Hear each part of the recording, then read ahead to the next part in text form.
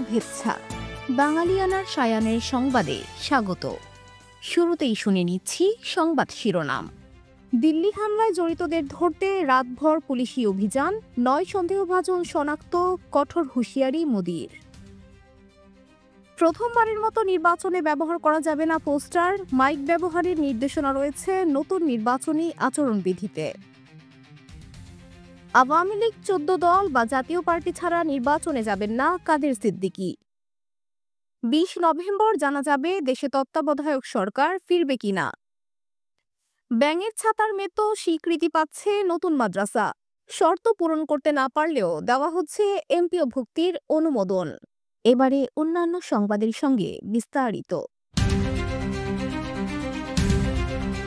দিল্লির প্রাণঘাতী বিস্ফোরণের ঘটনায় ৯ জন নিহত এবং ২০ জন আহত হওয়ার পর তদন্ত শুরু করেছে দিল্লি পুলিশ। জানা গেছে, সিসিটিভি ফুটেজ বিশ্লেষণ করে তারা ১৩ জনকে শনাক্তের পর তারা সেন্ট্রাল দিল্লিতে রাতভর অভিযান চালিয়েছেন।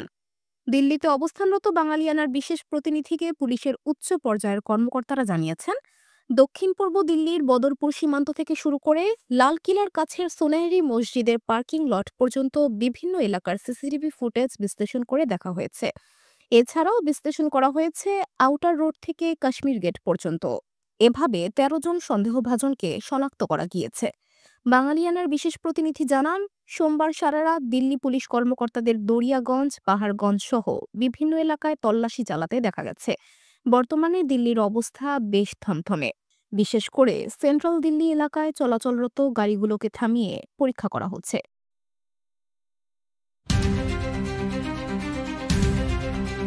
দিল্লির বিস্ফোরণের ঘটনায় দায়ীদের রেহাই দেওয়া হবে না বলে হুঁশিয়ারি উচ্চারণ করেছেন ভারতের প্রধানমন্ত্রী নরেন্দ্র মোদী।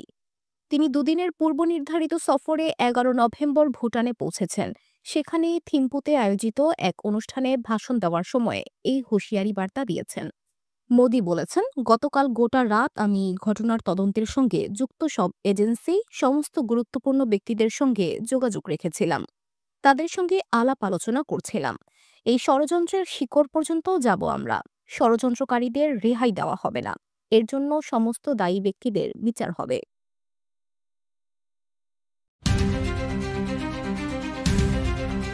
পাকিস্তানের রাজধানী ইসলামাবাদের একটি আদালত ভবনের বাইরে শক্তিশালী বিস্ফোরণে অন্তত ১২ জন নিহত ও কয়েকজন আহত হয়েছেন। পাকিস্তানের ঘটনা নিয়ে মঙ্গলবার ইসলামাবাদ পুলিশের একজন মুখপাত্র বলেন, এটি কেমন ধরনের বিস্ফোরণ ছিল আমরা খতিয়ে দেখছি। বিষয়টি এখনও স্পষ্ট নয়। ফরেনসিক দলের প্রতিবেদন পাওয়ার পরই আমরা বিস্তারিত জানতে পারব।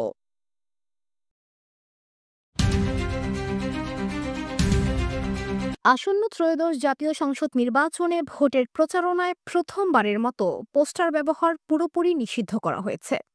পাশাপাশি ড্রোন ব্যবহার এবং বিদেশে যে কোনো ধরনের প্রচারণা কার্যক্রমেও নিষেধাজ্ঞা আরোপ করা হয়েছে। ১১ নভেম্বর রাতে রাজনৈতিক দল ও প্রার্থীর জন্য আচরণ বিধিমালা ২০২৫ জারি করেছে নির্বাচন কমিশন। নতুন এই বিধিমালায় এসব বিষয়ে উঠে এসেছে। এতে জানানো হয়, পোস্টারে প্রচারে নিষেধ, ব্যানার, বিলবোর্ড করা গেলেও তা হবে পরিবেশ বান্ধব। করা যাবে না যানবাহন সহকারে মিছিল বা শোডাউন, মশাল মিছিল প্রভৃতি বিধান আনা হয়েছে। আচরণবিধি ভাঙলে গুরুতর অপরাধের ক্ষেত্রে প্রার্থিতা বাতিল, অন্যান্য বিধি না মানলে সর্বোচ্চ ৬ মাসের কারাদণ্ড ও ১.৫ লাখ টাকা জরিমানা এবং একই কারণে দলের জন্য ১.৫ লাখ টাকা অর্থদণ্ডের বিধান আনা হয়েছে।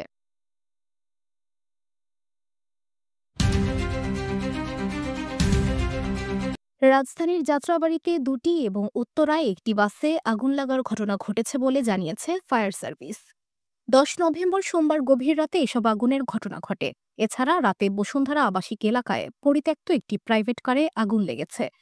ফায়ার সার্ভিসের মিডিয়া সেলের কর্মকর্তা আনোয়ারুল বলেন, গতকাল দিবাগত রাত ১:৩০টার দিকে যাত্রাবাড়ির রায়েরবাগে রাজধানী পরিবহনের একটি বাস এবং ২টার দিকে যাত্রাবাড়ির কাজলাটুল প্লাজার কাছে রাইদা পরিবহনের একটি বাসে আগুন লাগার খবর আসে।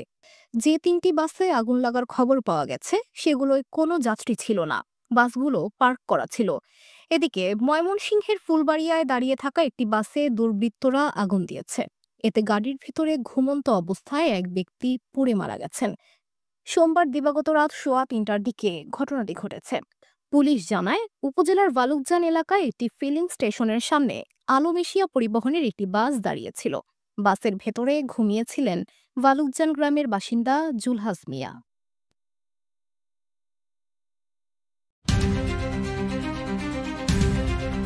কৃষক শ্রমিক জনতা লীগের সভাপতি বঙ্গবীর কাদের সিদ্দিকী বলেছেন, আওয়ামী লীগের ৪৩%, জাতীয় পার্টির ১৪%, আমাদের আছে ৩% ভোট। যদি আওয়ামী লীগের ভোটাররা ভোট দিতে না পারে, যদি জাতীয় পার্টি ও বামপন্থী ১৪ দলীয় জোটকে নির্বাচনের বাইরে রাখা হয়, তাহলে আমি গামছা নিয়ে ভোটে যাব না। আমরা জনগণের ভোটাধিকার নিশ্চিত করতে চাই। শুধু বিএনপি, শুধু জামায়াত নির্বাচন করলে নির্বাচনে আসব, তা হবে না। অন্তর্বর্তী সরকারের প্রধান উপদেষ্টা অধ্যাপক মোহাম্মদ ইউনূসকে উদ্দেশ্য করে কাদের সিদ্দিকী বলেন, ইউনূস সাহেবকে অনেক বড় মানুষ ভাবছিলাম। শেখ হাসিনা যখন আপনাকে সুদখোর বলতো, তখন আমি আপনার পাশে ছিলাম। আপনি খোদার ঘর বাইন্ধা আসেন নাই। গ্রামীণ ব্যাংক ও গ্রামীণ নাম দিয়ে যা বানাইছেন, তা নিয়ে সামনে আপনার বিপদ আছে। আপনি বাংলার মানুষকে চিনেন নাই। এনজিও চালানো আর দেশ চালানো এক কথা নয়। এখনো সময় আছে, সবাইকে নিয়ে নির্বাচন করুন।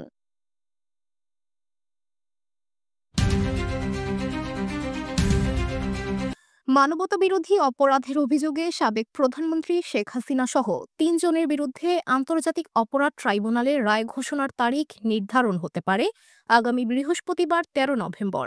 এমন পরিস্থিতিতে লন্ডনের ডাউটি স্ট্রিট চেম্বার্সের আইনজীবী স্টিভেন পাউলস ও তাতিয়ান ইটওয়েল সম্প্রতি শেখ হাসিনার পক্ষে জাতিসংঘে একটি জরুরি আপিল দাখিল করেছেন। আপিলে বাংলাদেশে আন্তর্জাতিক অপরাধ ট্রাইব্যুনালে শেখ হাসিনার অনুপস্থিতিতে চলমান বিচার প্রক্রিয়া নিয়ে উদ্বেগের কথা তুলে ধরা হয়েছে। জাতিসংঘের বিচারক ও আইনজীবীদের স্বাধীনতা বিষয়ক বিশেষ দূত এবং বিচার বহির্ভূত হত্যাকাণ্ড বিষয়ক বিশেষ দূতের কাছে এ আপিল আবেদনটি জমা দেওয়া হয়েছে। ওই আপিল আবেদনে ২ ব্রিটিশ আইনজীবী বলেছেন, বাংলাদেশের ট্রাইব্যুনালের বিচার কাজে রাজনৈতিক প্রতিহিংসাকে প্রাধান্য দেওয়া হচ্ছে। জনসাধারণের ম্যান্ডেটবিহীন একটি অনির্বাচিত সরকারের অধীনে এই বিচার কাজ চলছে। এই প্রেক্ষাপটে শেখ হাসিনার ন্যায্য বিচারের অধিকার মারাত্মকভাবে লঙ্ঘিত হচ্ছে বলে আপিলে উল্লেখ করা হয়েছে।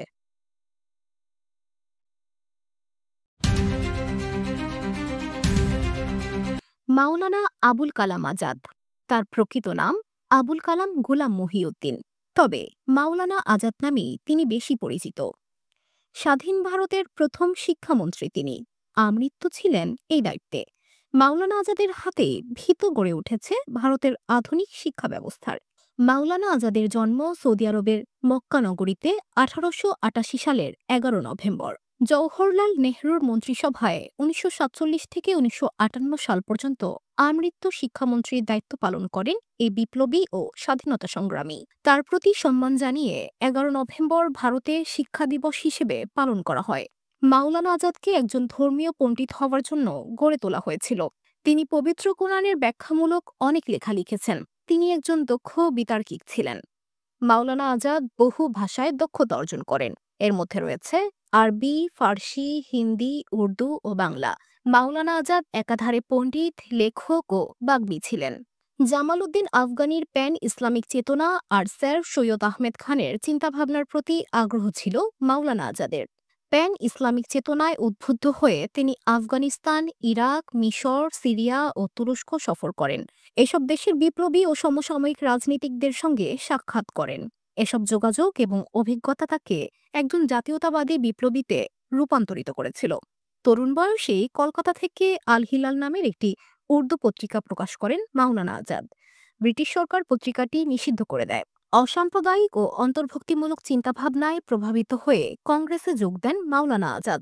২ বার কংগ্রেসের সভাপতিও হন। তিনি প্রথমবার ১৯২৩ সালে আর দ্বিতীয়বার ১৯৪০ সালে কংগ্রেসের সভাপতি হন। স্বাধীনতা সংগ্রামের সময় মাওলানা আজাদ ছিলেন কংগ্রেসের কনিষ্ঠতম এবং দীর্ঘতম সময় ধরে দায়িত্ব পালন করা সভাপতি। ভারতের স্বাধীনতা আন্দোলনে সক্রিয় ভূমিকা পালন করেন মাওলানা আজাদ। এজন্য ১৯২০ থেকে ১৯৪৫ সালের মধ্যে তাকে কয়েকবার কারাবরণ করতে হয়েছিল। মাওলানা আজাদ ব্রিটিশদের সঙ্গে ভারতের স্বাধীনতার আলোচনায় যুক্ত ছিলেন। তিনি দৃঢ়ভাবে দেশভাগের বিরোধিতা করেছিলেন।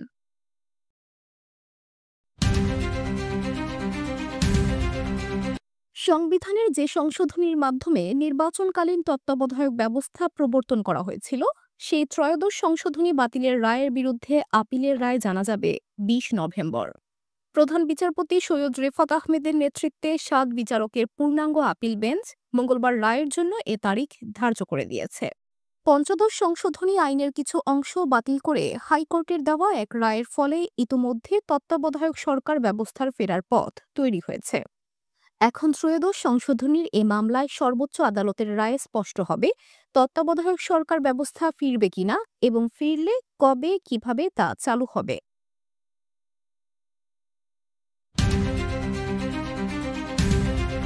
ভোটে অংশ নেওয়া নিয়ে চরম অনিশ্চয়তায় আওয়ামী লীগের রাজনৈতিক নেতৃত্ব জাতীয় পার্টি। অনিশ্চয়তা থাকলেও এরই মধ্যে ভেতরে ভেতরে প্রার্থী বাছাই ও নির্বাচনী প্রস্তুতি নিতে শুরু করেছে দলটি। তারা বলছে, শেষ পর্যন্ত যদি ভোটে অংশ নেওয়ার ব্যাপারে গ্রিন সিগন্যাল মেলে তাহলে জোরে সোরে মাঠে নামবে তারা। দলটির ইচ্ছা এককভাবে নির্বাচনের চাইতে জোটগতভাবে ভোটে অংশ নেওয়া। সেক্ষেত্রে বিএনপি কিংবা জামায়াতে ইসলামী যে কোনো একটি দলের সঙ্গে জোটে যেতেও আগ্রহী দলটি। দলটি মনে করছে, নির্বাচনে অংশ নেওয়া নিয়ে এখনো যে ধোঁয়াশা রয়ে গেছে সেটি হয়তো তফসিল ঘোষণার পর কেটে যাবে। তখনই জোটের বিষয়ে আলোচনার উদ্যোগ নেবে দলটি। আগামী নির্বাচনকে সামনে রেখে বৃহস্পতিবার থেকে রাজনৈতিক দলগুলোর সঙ্গে ধারাবাহিক সংলাপ করবে নির্বাচন কমিশন। সেক্ষেত্রে জাতীয় পার্টি সেই সংলাপে আমন্ত্রণ পাবে কিনা সেটি এখনো নিশ্চিত নয়। জাতীয় পার্টি নির্বাচন কমিশনের নিবন্ধিত রাজনৈতিক দল। তবে দলটির মধ্যে অন্তর্কন্দলের জেরে কাউন্সিলের মাধ্যমে আলাদা কমিটি গঠন করে সেই তথ্য নির্বাচন কমিশনে জমা দিয়েছে দলটি।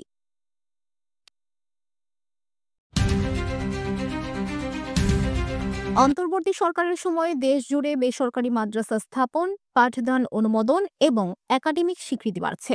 এমনকি শর্ত পূরণ না করতে পারা মাদ্রাসাকেও শর্ত শিথিল করে স্বীকৃতি দেওয়া হচ্ছে। এছাড়া স্তর অনুমোদন বাতিল ও স্থগিত করা মাদ্রাসাগুলোর বিভিন্ন স্তরের পাঠদান অনুমোদন দেওয়া হচ্ছে নতুন করে। শুধু তাই নয়, মাদ্রাসা শিক্ষা প্রতিষ্ঠানের জনবল কাঠামো ও এমপিও নীতিমালা শিথিলের উদ্যোগ নিয়েছে সরকার। নীতিমালা সংশোধন করে এই সুযোগ দেওয়া হবে।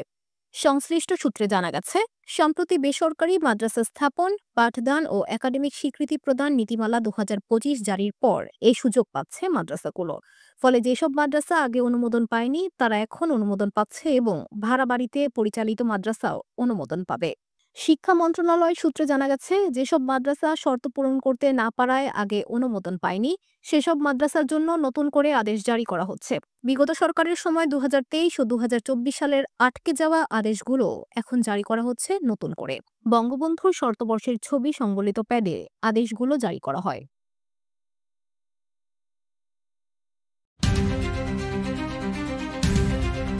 রিপাবলিকান পার্টির সঙ্গে ডেমোক্রেটিক পার্টির একাংশের সমঝোতার পর সরকারের খরচ যোগাতে বিল পাশ করেছে যুক্তরাষ্ট্রের সিনেট, যা ইতিহাসের দীর্ঘতম সরকারি শাটডাউনের রাশ টানতে পারে কয়েকদিনের মধ্যে।